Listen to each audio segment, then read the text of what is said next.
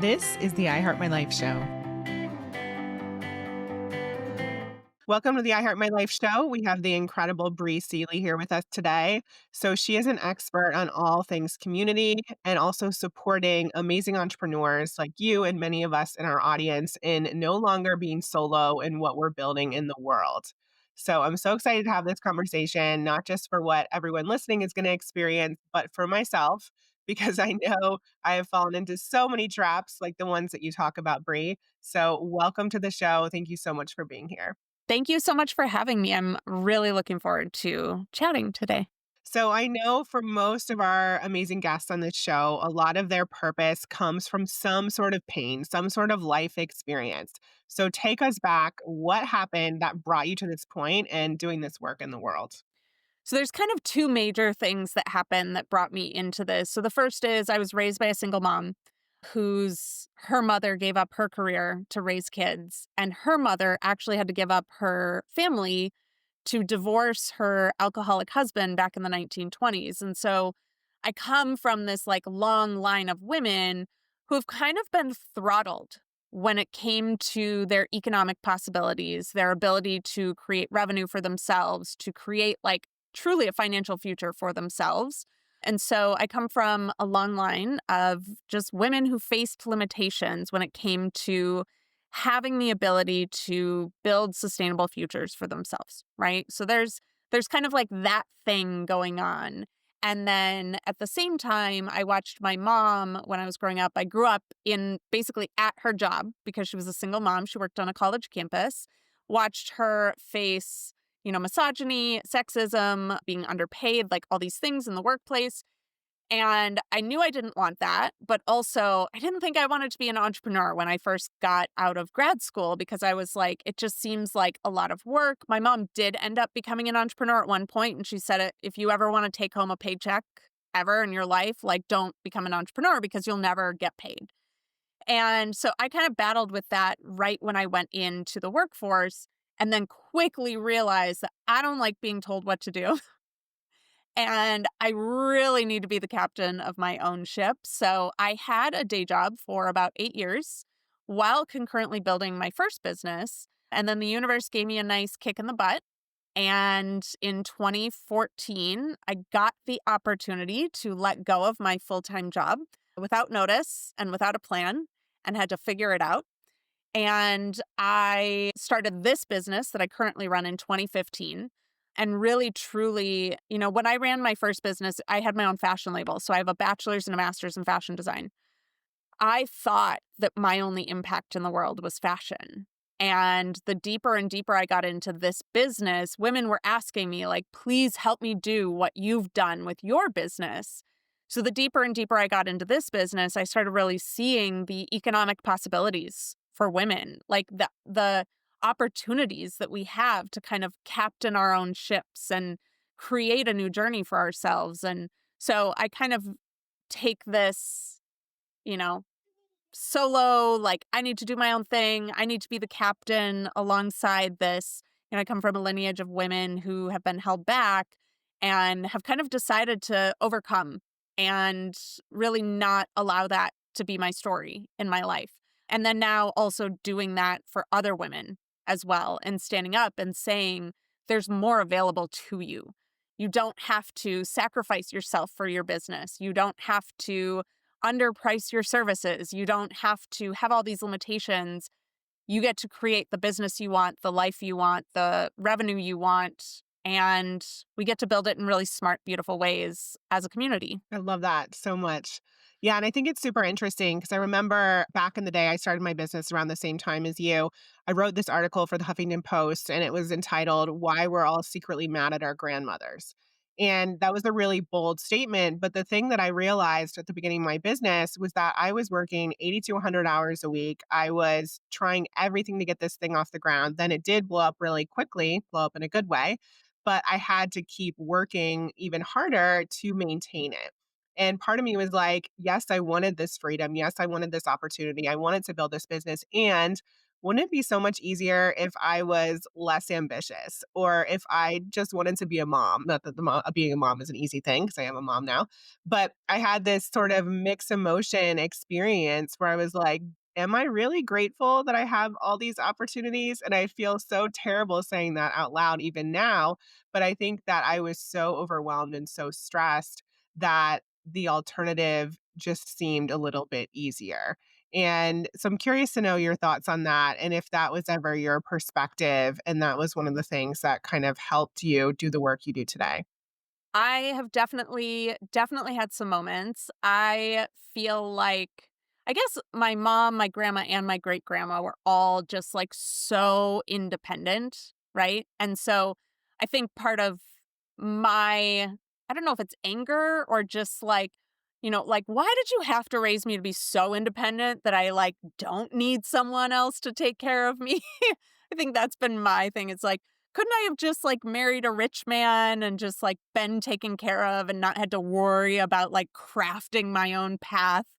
And there's been that, and then there's definitely been the, like, why can't I just get a job and be happy? Like, why can't I just let someone else pay me and be happy? And, I mean, I firmly believe that my soul chose this path, Yeah. and if you look into, like, human design, I fully understand that the first 40 years of my life were incredibly challenging, and it was molding me to be in a place where I could then share a lot of those challenges, a lot of those hardships, and teach other women how to also overcome them and craft their own futures and their, pathways towards the goals and visions that they have for their life. So, I mean, I definitely have had a few like, can I just tap out moments?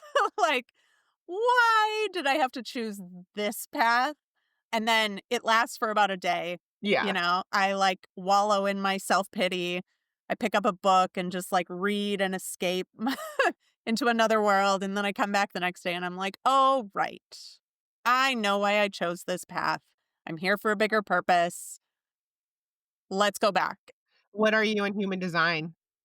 I'm a manifesting generator for 6. Okay. Yeah, I'm a manifesting generator 2-5, I believe. Okay. Yeah. Super I interesting. I looked at that book about like studying it and I was like, Not no. your thing. So I know nothing about anything except my human design. And then I have a girlfriend who does human design. So, like, I bring her into my mastermind and have her do readings Yeah. for all of my clients because I'm like, I need to know their info to be able to serve them properly. But also, I just want to know about so I'm like, tell me about your kind of human Right. design, but I don't want to learn about it. No, I totally know what you mean. So, talk to me a little bit about the kind of process that you started going through with your entrepreneurial clients, because I had the same thing happen when I built my business and scaled to 7 figures so quickly. Although I had started the company to be more around life coaching, success coaching, it ended up being business coaching because everyone came to me and wanted to know how I did it. And so, when you started, what were you supporting people with when they came to you? So, my first several years of business, honestly, I was doing a lot of manifestation work with people because I've kind of always been that person where, when I was 20, I was going to college in North Dakota, studying fashion design in North Dakota. And I was like, this is not going to cut it. No one's going to hire me. I need to like spend a year elsewhere. And I manifested 2 years in Italy from it, right? Or like I've always just managed to be able to create these things and take these leaps and do these things that other people see as big and are like, "Oh my gosh, I could never do that." And for whatever reason, I just naturally do them. So I was teaching people kind of the tips and tricks around how I manifest. And no, it is not about sitting around thinking about the red car. That is not actually manifestation. And then I wrote my first book it's called Permission to Leap. And it's really about like, what is that process to have an idea or want something big and then be able to actually bring that idea to life. So that's kind of where I started. But at the same time, most of my clients were entrepreneurs. And the way my brain works very quickly around being able to see puzzle pieces and like how strategy works and the identity work that goes along with becoming an entrepreneur So I kind of niched down into entrepreneurial coaching in 2019. I became the top ranked entrepreneur coach on Google. So I think I still rank around position number 2. So if you Google entrepreneur coach, I show up. And so I kind of built a brand then around that because I was like, well, the universe is showing me that like this is a thing. I'm going to keep moving forward with this. I've been since mentioned your husband and I were in a mastermind together about 18 months ago, kind of figuring out how to start bridging the gap a little bit more around like I don't necessarily want to be 100% working with entrepreneurs. So what does that look like and what does my offering suite look like and then what does my branding look like and that those kinds of things. So very similarly like and I believe too, I think that life really comes in like stages and it's more of a journey. I know our grandparents, my grandfather had the same job my entire life and they would pick a lane and they would stick to it. And I just think that the way that our world works now, that's not necessarily our pathway. So, you know, if I wake up tomorrow and the universe is like, no more coaching, shut it down, walk away, I'm open to that. So I kind of flow with what's coming to me, where my energy is, what's lighting me up, what people are asking me for, and keep going. I love that. Yeah, no, I agree completely. And I think when you're a business owner, there was a misconception, or maybe there still is for some people, but that you have to do things that don't excite you. Of course, there are times when we might be challenging ourselves and trying new things, or we haven't found that person to replace us in the business, which we can talk about in a bit. But overall, I believe there's no reason to do something and run a business that isn't exciting. You can pick anything you want, like go pick something that actually lights you up. That's your soul's purpose versus staying in something that feels draining, or because you have the whole sunk cost thing going on, you feel like you've spent so much time in it, so you got to keep doing it. Like that's ridiculous. That's a ridiculous waste of your life and time. You could make anything successful, so go do the thing that you really love. Also love adding on to that this concept of like pick your hard. So is it hard to let go of those sunk costs and like build something new or build a new arm or whatever of your business? Like, yeah, it is hard. But also, is it hard to wake up and hate your business every single day? Yeah, that's also hard. So, same as you just said, Yeah. like, I would rather pick the hard of like building something that's in alignment because I've been in the place where I've hated waking up every day. When I had my day job, I would wake up in the morning as late as I could. My snooze button was my best friend. I no longer use the snooze button. I would make breakfast, eat it in the car, wolfing it down on the way into the office. Like, get done with work, go home, take a nap, get up, make dinner, fall back asleep, and that's it. I was sleeping so much because I was miserable. I didn't want to be awake. My dreams were a way better place to be. So that to me, that's way harder than the hard that it takes to build something that you care about. Totally. Yeah, it's going to take effort regardless, so you might as well pick the thing that you actually love. So amazing. So I want to first cover the solo piece of entrepreneurship, because a lot of us know you can set up a website, you can buy the domain name, all the things very easily. You can do a lot of stuff yourself, especially as an online coach. But there comes a point where your growth is going to be stagnant if you're not bringing on people to support you. And obviously, we're not even talking about health and all the things that come from burnout when you're trying to do everything yourself. So, can you talk a little bit about that solopreneur sort of mindset and how one would shift into being able to bring on extra support and extra help, and what that would actually look like? Yeah. So there's definitely a few things. There are some truly like I hate to label them as toxic, but they really truly are toxic mindsets if we're looking at aiming towards growth. And one of them definitely is no one can do it as good as I can do it.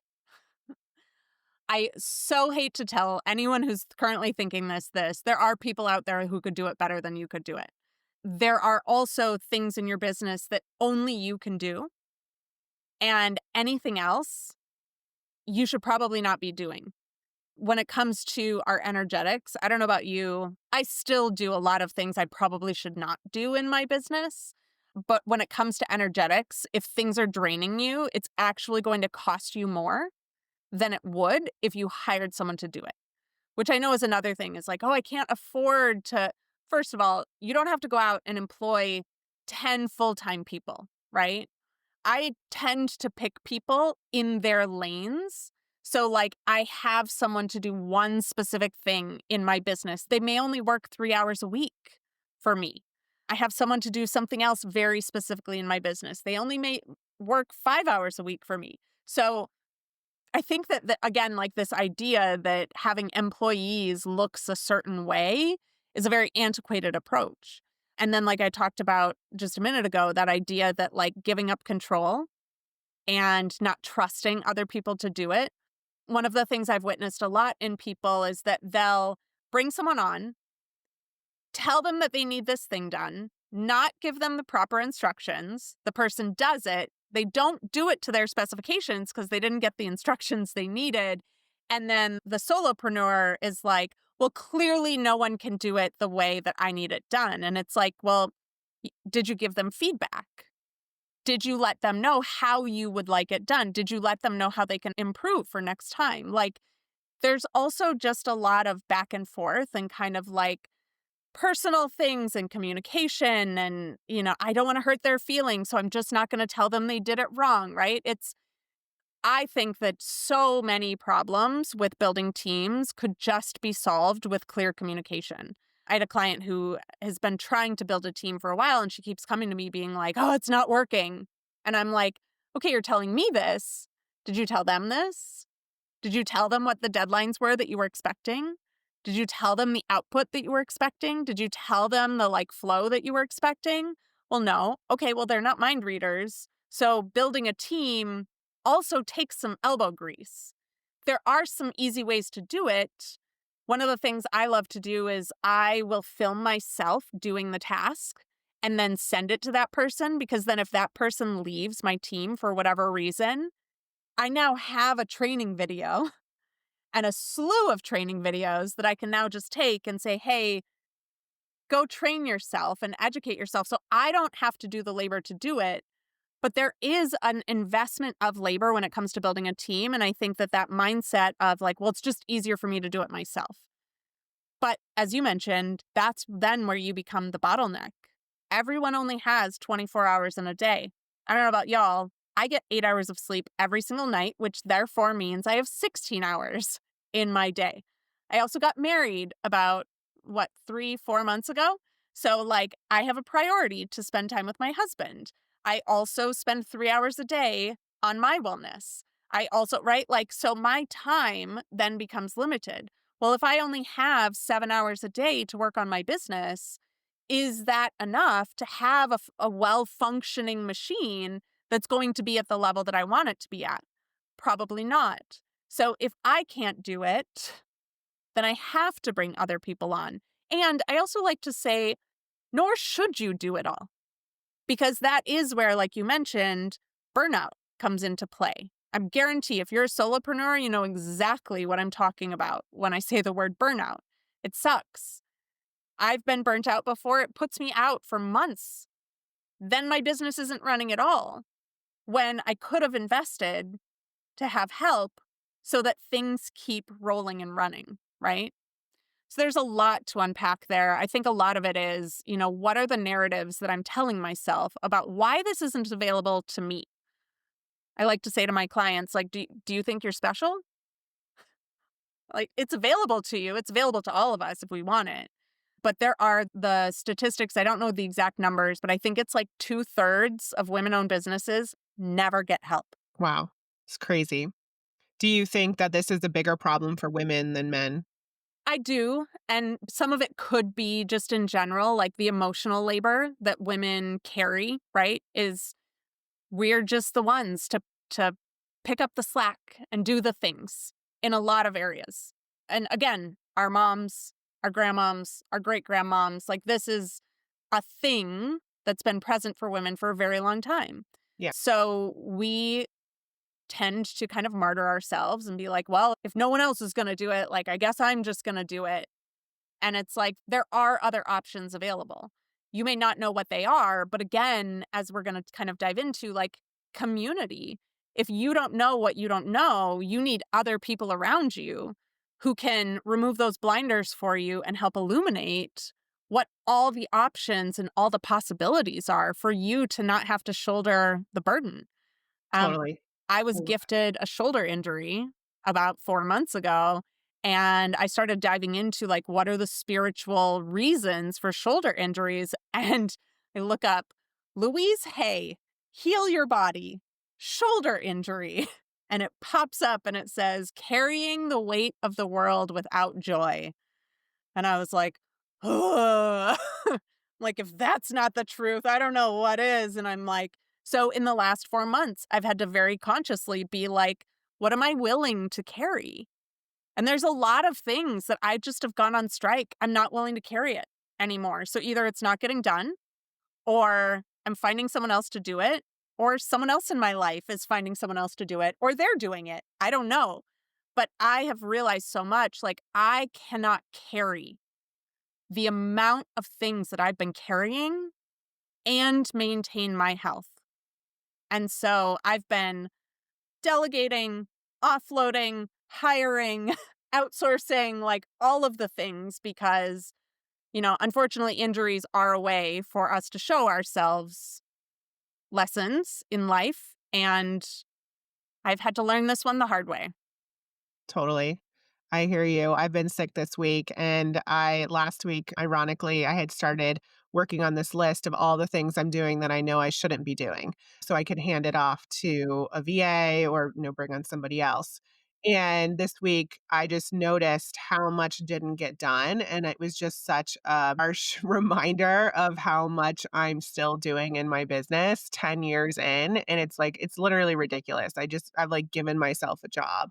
And so I'm actually really fired up about it. I don't know the whole solution yet, but I'm going to figure it out because it's just, especially with a 2-year old and all the things. And like you said, taking care of your health and the commitment to your well being. Like, we don't want to be sitting at our desk for 12 hours a day. It's not sustainable. It's not why we started our businesses.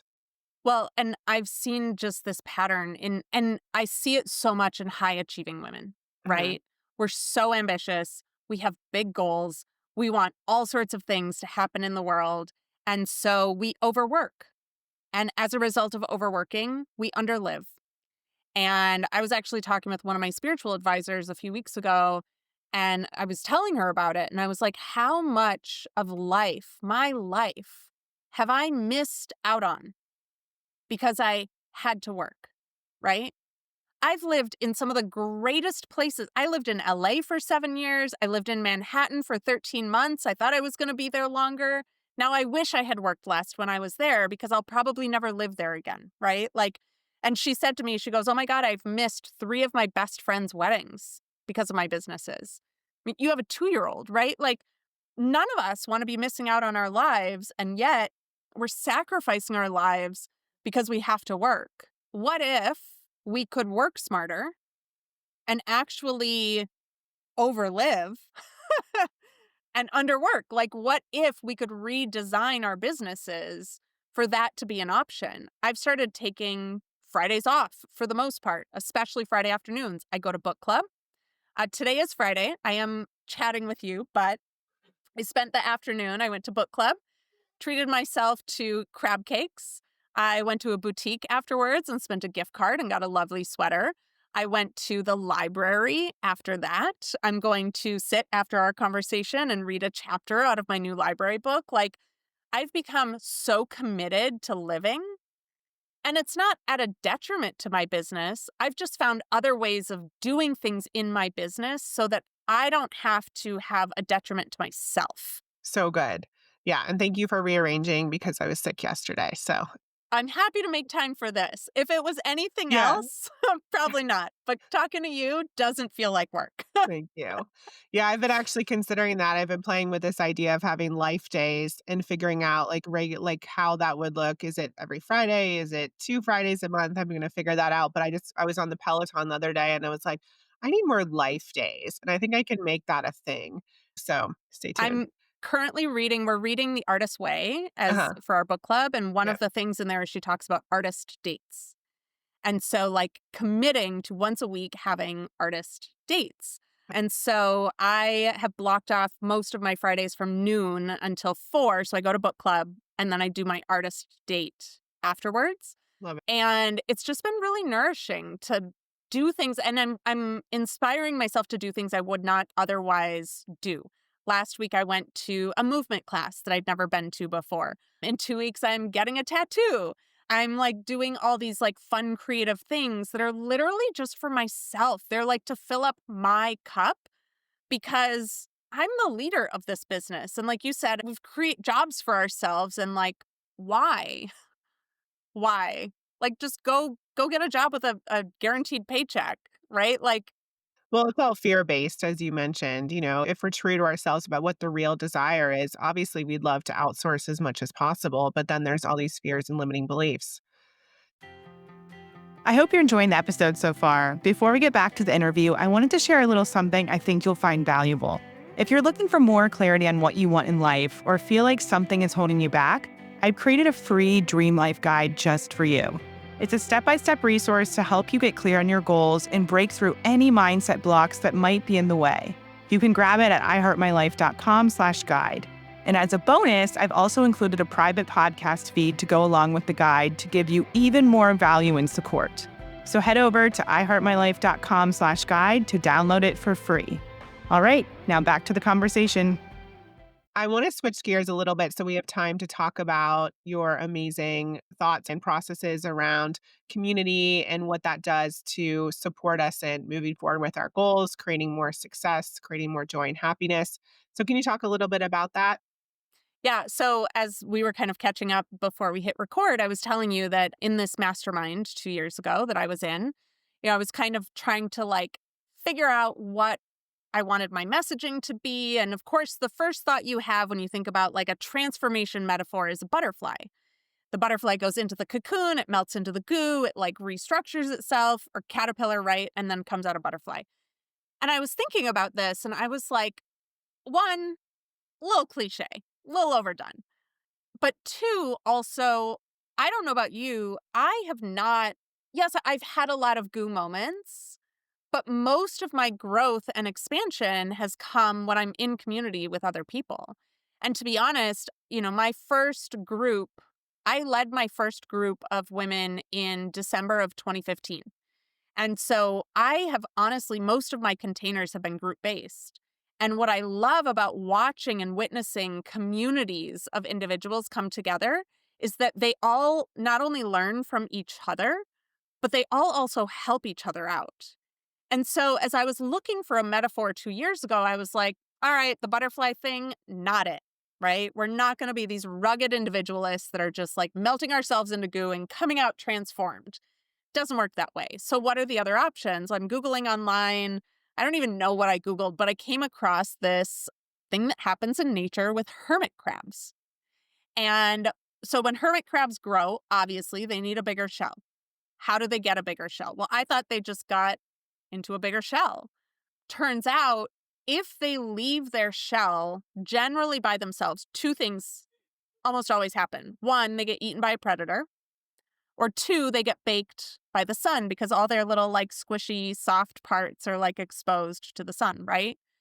So instead of hermit crabs going out and doing this alone, they get a group of hermit crabs together and somehow, without words, arrange themselves from smallest to largest. And then they also have one additional bigger shell. And so the biggest hermit crab gets into the biggest shell, and then the next one gets into the bigger shell, and the next one gets into that bigger shell. And it's literally like this little like domino effect of hermit crabs helping each other into their bigger shells. And I was like, that is exactly what happens when I lead communities of women, right? And at the same time, I'm getting into a bigger shell because they're trusting me to like lead and guide this process. And so I just had this huge aha about 18 months ago where I was like, that's the thing. Like, that's what so many women, especially solopreneurs, are missing. And so, to be quite honest, I don't work with a lot of solopreneurs in private coaching anymore because I truly believe that we need a community around us helping each other into those bigger shells. And now I've gotten to witness it in my women's mastermind so many times where we all end up in bigger shells at the end of it because we're all in it together, helping each other grow and succeed. I love that so much, and I had no idea that they did that. I need to, like, is there a video or something somewhere? I will find a video and send it to you. I think there is one on like National Geographic or That's something. incredible. But yeah. Yeah. No, I totally can resonate with what you're saying. I remember starting my first group back in 2015, had no idea what I was doing, but the ladies had so much transformation. They got so much value. Just hearing one another ask me questions was valuable because they got questions answered they didn't even know that they had. And so Yes. ever since then, I've always run groups. And then a little bit over a year ago, I actually, for selfish reasons, started my own peer mastermind because I wanted to be around amazing women. And I've met so many incredible women over the last 10 years. So I brought a bunch of them together and now it's grown and it's just been so spectacular. And selfishly, I've gotten so much from it, just as, as the other ladies have. And have witnessed exactly what you're saying. The growth, people cheering you on, highlighting things that you might have forgotten about yourself, reminding you what you're meant for and what you're capable of. It's life changing. Well, and again, it's that like overcoming that mindset of like, well, I can do it all on my own. The thing that we don't take into account, and I think this is especially true for solopreneurs, is that we don't know what we don't know. It's like fish swimming in water, they don't know they're in water. Like we don't consciously recognize at all moments of the day that we're just in oxygen all the time. We just don't have that awareness. So if we don't know something, how are we supposed to know about it? So having other people around, like you said, having them ask questions about their journeys that the other women didn't even know was a thing. It is such a beautiful experience. And I almost exclusively lead groups because I think it's just so powerful. And then watching the women also make friendships. I had a group of several years ago, and this one woman and her husband bought an RV to travel. And they ended up making their entire travel like map or whatever based on where all the women in the group lived so that she could go and Oh, give them hugs. So just witnessing individuals. I ran a group in Los Angeles many years ago. It's been closed now for 8 years. And women who are still friends today because of having created those containers 8 years ago. And then also, yeah, I joined a mastermind this year for myself. I think it's just so important. And there's this deep sense of competition amongst women. It comes from scarcity, it comes from, I think, a lot of different things. But when we can actually all realize that you winning means that, like, I then get to win too, like, you winning doesn't make me lose. You winning helps me win, which then helps you win more, which then helps other women win, which helps like, and we just get to be in this perpetual, like supportive, loving energy together. I don't know. I yeah. am pretty done doing life alone. It's why I called up these friends and was like, hey, do you want to do the artist way together? Because like I could do it alone, but I really don't want to. And because it's structured the way it is, I led week one, and now all the other women have stepped up to lead like all the other weeks as well, right? So good. So, if someone's out there listening or watching and wants to find a community like what we've described, what are the steps that they need to take? And also, what are some of the biggest mistakes you see people make when they're trying to find community? Yeah. So I think the first thing is you definitely have to find a community that has aligned values to what your values are. You don't want to feel like the outsider. You don't want to feel like you're misunderstood. You definitely want people around you, not to create an echo chamber per se, but just so that you get each other, right? Like I personally, I'm child free. I would never join a community that was 100% moms and just me. Now, I'm in a community where it's probably like half and half, right? But I probably wouldn't feel seen or heard or understood if it was 100% moms and also me. So that's one thing for sure. I would also say, if you can, try to just dip your toe into a community and make sure it resonates with you before you go all in. There have been some communities that I've tried out and been like, I respect this and I think it's great. It's just not for me. I think that's really important. I think one of the easier ways actually to find communities like this is to ask for recommendations or referrals.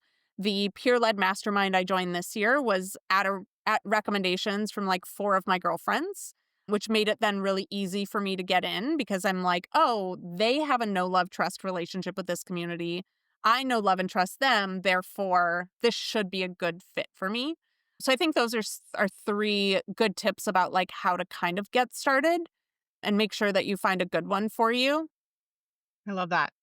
And I think one of the things that's always interesting, especially when people come into my peer mastermind, is getting comfortable with being vulnerable. Because especially when you're around high level, ambitious women, which is what ours is, you want to impress people, right? You want to be someone who appears smart and knows what she's doing, et cetera. And obviously, if you're new in a group, it's going to feel a little bit nerve wracking to kind of wear your heart on your sleeve or share something that's more intimate or vulnerable. But I always tell people, one of the fastest ways to get close to the group is to be open and honest with what it is that you're struggling with, as well as what you're celebrating. And so every single week we do both. On Fridays, we share what it is we're celebrating, but also what we're struggling with. And, it's interesting for me because I've been doing this for so long in other communities and now this one. But even, certain things that I come up against, I'm like, oh, I don't know if I want to share this. What are people going to think? Blah, blah, blah. All those silly stories that I thought I moved past.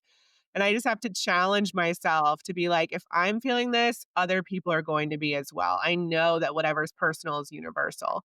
So, can you speak a little bit to that? And maybe you have your own personal strategies or thoughts around that? Definitely. Yeah. People tend to look at me and be like, oh my gosh, Bri knows everything. And she has it all together.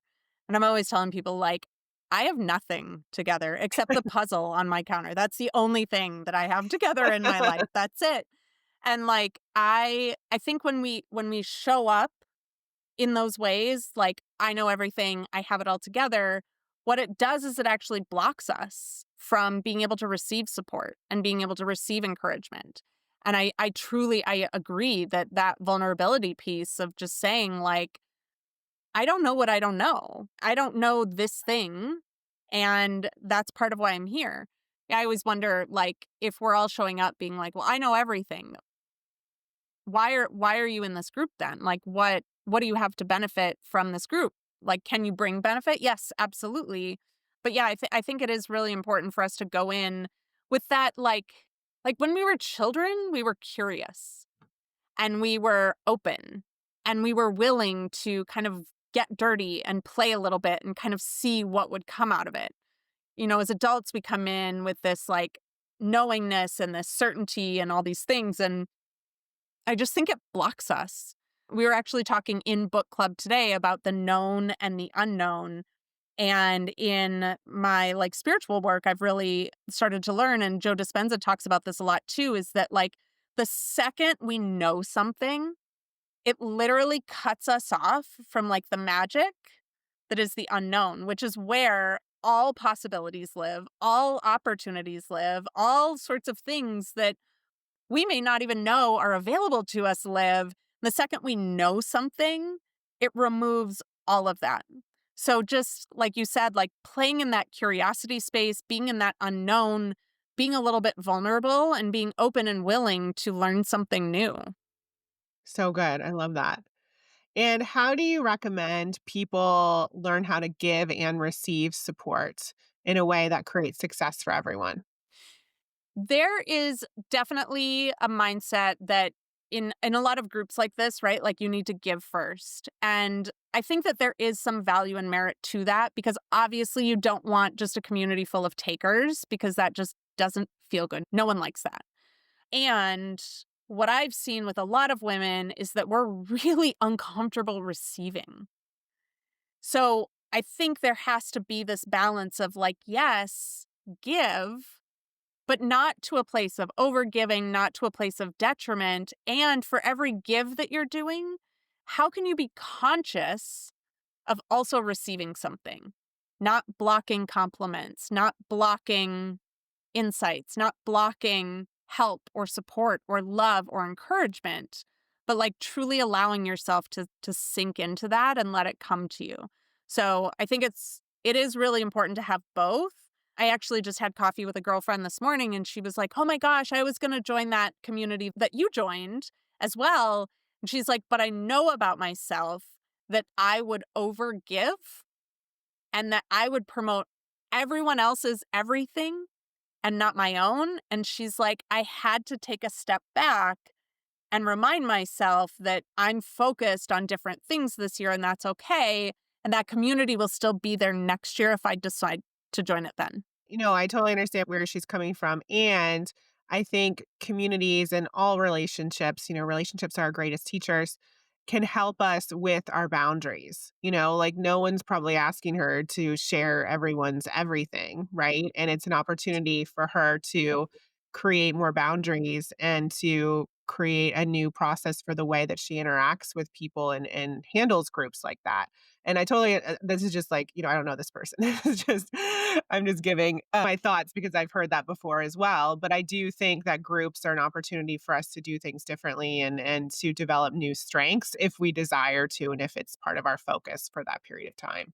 And also, like you just said, relationships are some of our biggest learnings. And so, one of the things I also like to both dive into for myself and then also invite into my women in my communities is when you feel triggered by a conversation that's going on, that's not an invitation to then like lash out at the person who's triggering you, right? Like, that's an invitation to be like, "Oh, like, I didn't know this thing upset me so much. I didn't know that I was, triggered by someone taking Fridays off from their business. Like, how dare they take Fridays off from their business? Like, oh, goodness. Like, where am I looking at where I'm not giving myself permission to nourish myself? And I'm very triggered by that, right? So, communities are also a really beautiful place to be able to witness in ourselves the growth edges that we still have and the invitations for us to lean into those in our own journeys as well.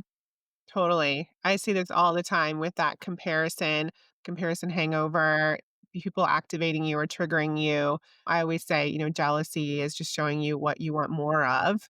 And so it's that opportunity to look at, where you get to shift and transform. So love that. So good.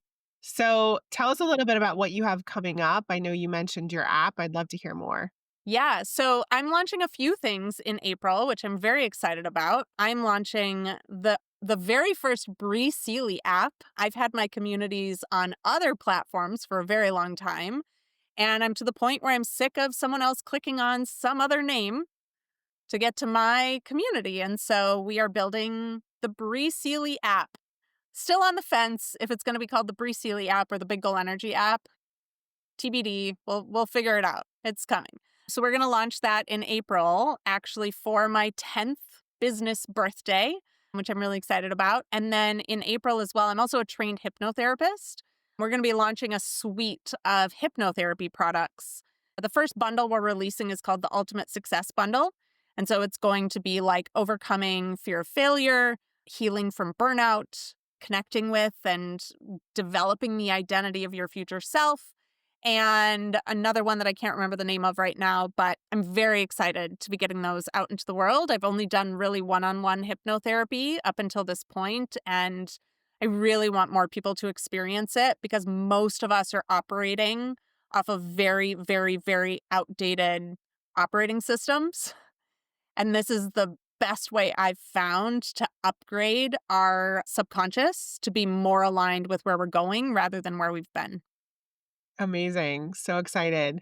Well, we'll link your website below so that people can follow along. And then any social media channels that we can follow you on. Yes, I'm on Instagram at Bri Seeley. I'm on Facebook at Bri Seeley. I'm on TikTok at Bri Seeley. I'm on YouTube at Bri Okay, Seeley. all the things. All the Amazing. places. If you Google Bri Seeley, I'm like the only one that comes up. Perfect. All right. So, final question we ask all of our guests. What is one way people can create a life that's better than their dreams and far exceeds their wildest imagination? The best thing that I know is to stop looking backwards and start looking forwards. There's so many narratives out there around like, well, this is the way we've done things, or, I had this experience in the past, therefore what I want isn't available to me, or like our brains are literally records of the past. So if you want to move forward into something, first of all, your brain is going to tell you that you're insane and that it's not possible. And all these fears and doubts are going to start popping up, not because it's not available to you, but because our brains are a record of the past. So if you want to, as I say, defy reality and shift your current reality into a new reality, you have to start believing your future more than you believe your past, and get rid of the narratives. You don't have to get rid of the experiences, but shift the perspective around the experiences. Free yourself from all of the things you're telling yourself about why you can't have the reality you want, and define what that is for yourself and give yourself permission to start taking one step a day towards that new reality. Amazing. Well, thank you so much for being here, Bri. I've loved this conversation. I know it served so many of the listeners and the people watching. I'm grateful for the work that you do in the world. So thank you so much for being here. Thank you so much for having me. This was my pleasure. Thank you for listening to the I Heart My Life show. If you enjoyed this episode, please share it with 3 friends or post about it on social media using the hashtag I Heart My Life show. And don't forget to rate and review the show on Apple Podcasts. It really does help us spread the movement far and wide. Remember, everything you desire is possible. Keep believing in your dreams and taking action.